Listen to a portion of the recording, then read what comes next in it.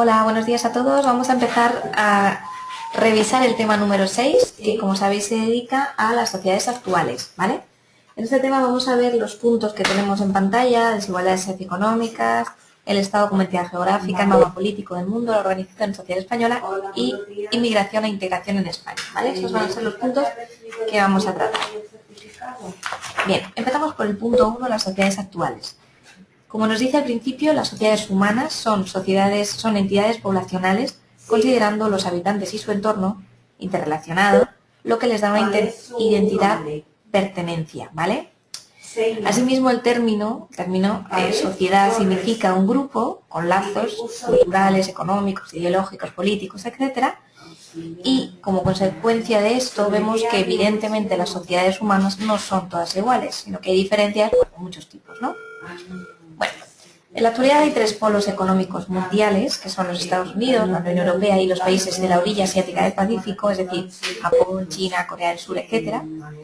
Y bueno, con el apoyo de organizaciones como el FMI, el Banco Mundial, la Organización Mundial del Comercio, etc., todos estos son globalizadores, ¿vale? Tienden a globalizar el comercio, el consumo, etc., hacerlo, digamos, mundial.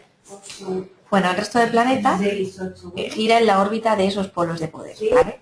Aquí os vemos, desarrollamos un poquito cada uno de estos 3 polos económicos mundiales y bueno, pues los leéis un poquito para saber a qué nos referimos.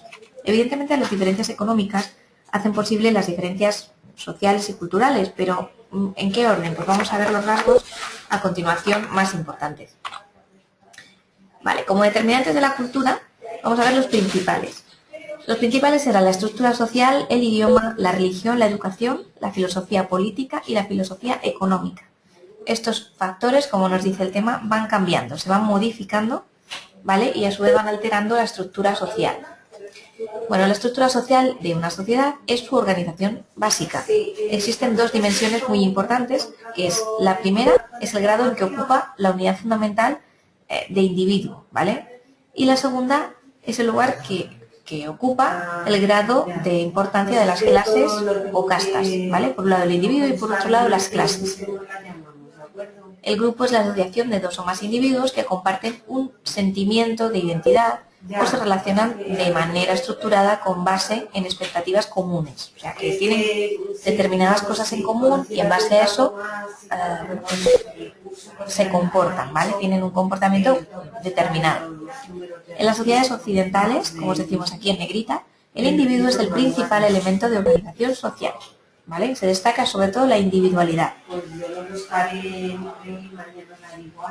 En otras sociedades, el grupo es la unidad principal de la organización social, ¿vale? Los individuos sienten apego emocional profundo hacia su grupo, pero no se identifican individualmente, ¿vale?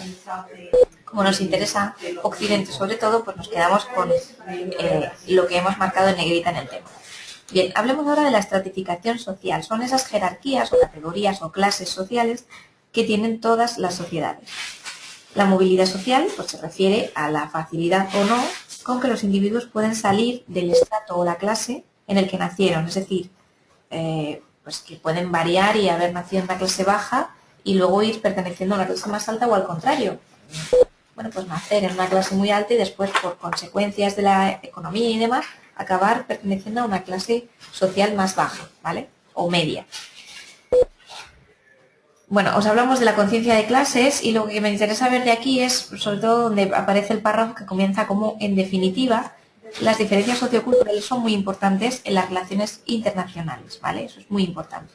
La cultura, por tanto, será un sistema de valores y normas que comparte un grupo y que cuando se toman en conjunto constituyen un esquema o un guión para la vida, ¿vale? Los valores son la base de la cultura. Tienen además un significado emocional que está expresado en los sistemas político y económico de una sociedad.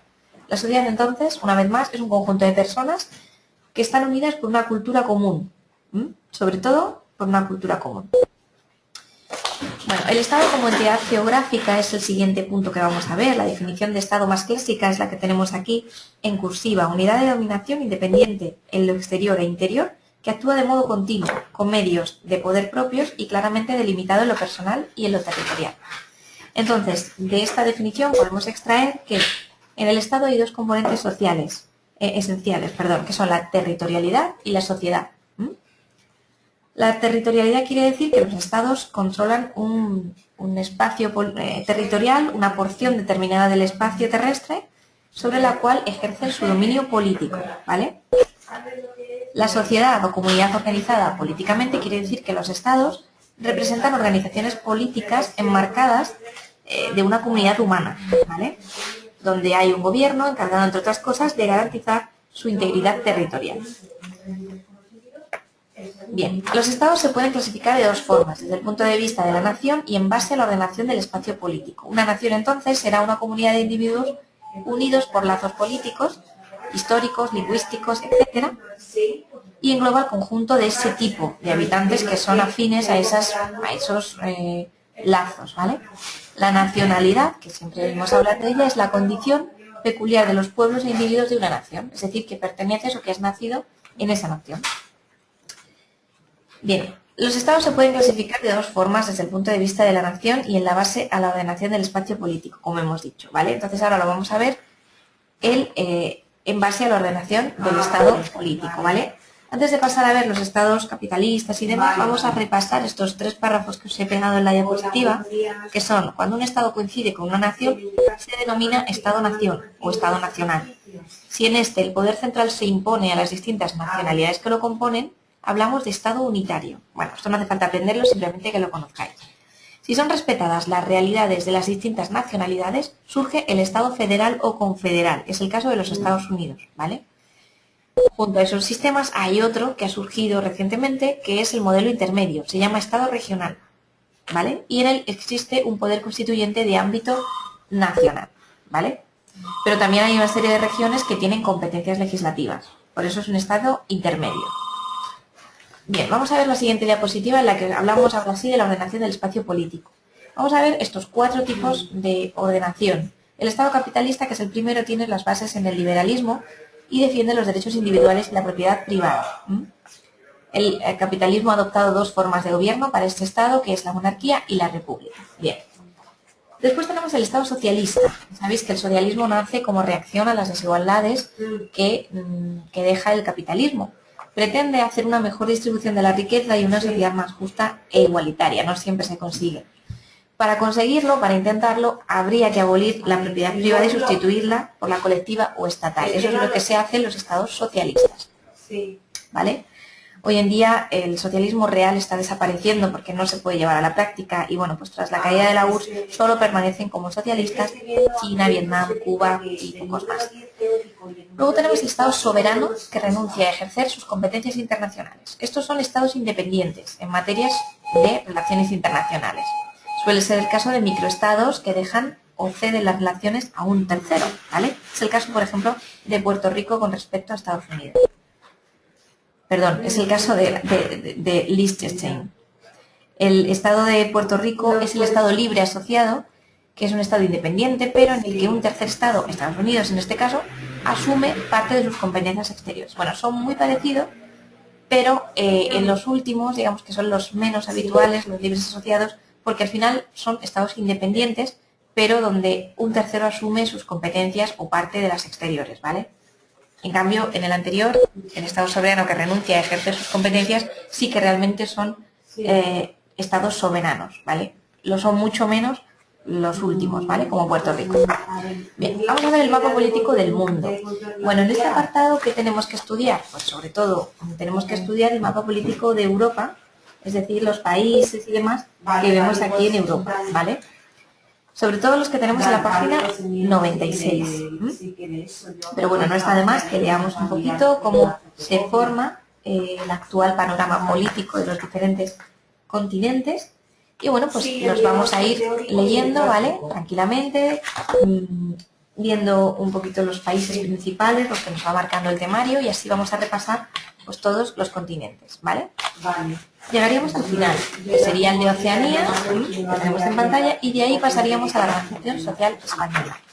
Últimamente se ha considerado a España como la 9ª potencia económica mundial. Eufóricamente se ha dicho por parte de los gobernantes que habíamos pasado a Italia y que íbamos ya camino de igualar a Francia. Bueno, esto digamos que es una visión demasiado optimista.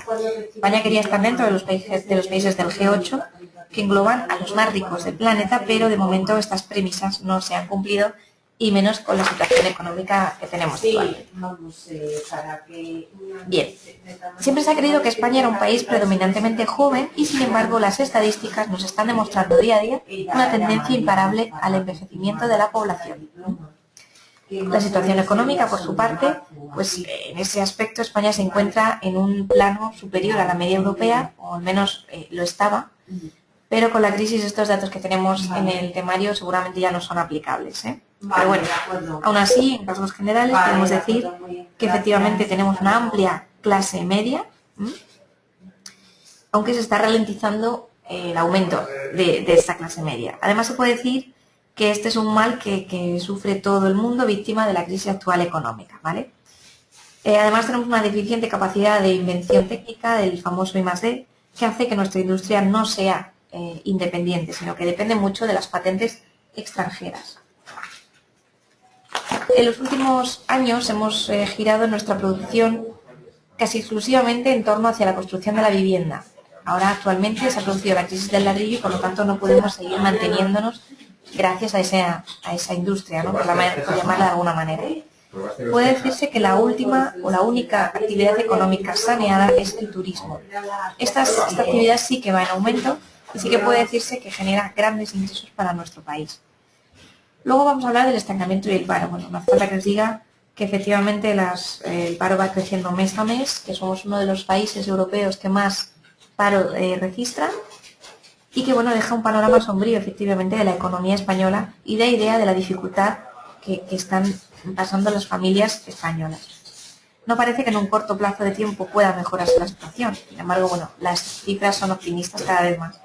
Una sociedad moderada es lo que tenemos en el siguiente punto, en el que hablamos de que cuando estalló la guerra en 1936, aquellos españoles no tenían nada que perder y su nivel de cultura era muy bajo, ¿vale? Actualmente todo ha cambiado muchísimo, nos hemos convertido en una sociedad mucho más moderada y tolerante, como vemos aquí en el último párrafo, ¿vale? Tolerancia y moderación en las actitudes políticas. Además, hablamos ahora de la moral tributaria, el punto 145, porque aunque uno de los deberes cívicos más duros, que es el del pago de los impuestos, en este impuesto, digamos, hemos progresado mucho, ¿vale? Hace unos años era increíble la conducta fiscal general de los españoles. El fraude se consideraba como un signo de listeza, ¿no? De inteligencia.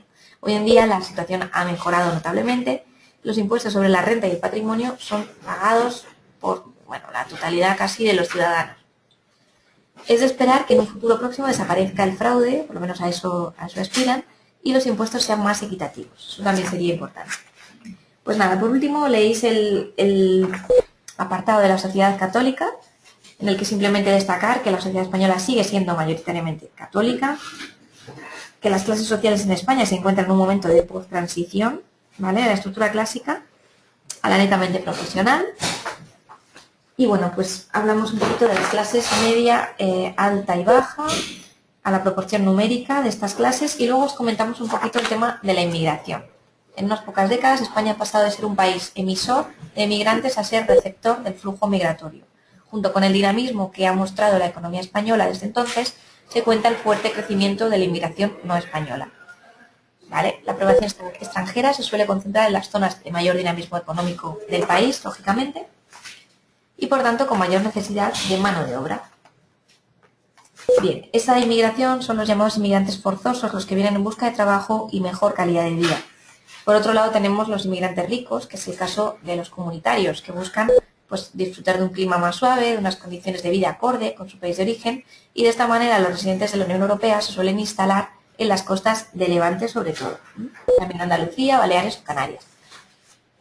Luego os apuntamos consecuencias, la más importante sin duda es su integración, pero también os recomiendo que leáis las consecuencias económicas y las socioculturales, ¿vale? Con esto hemos terminado el tema y ya la semana que viene veremos el último de la evaluación, dedicado al espacio urbano. Pues nada, espero que os haya resultado de utilidad y nos vemos en la siguiente tutoría. Gracias.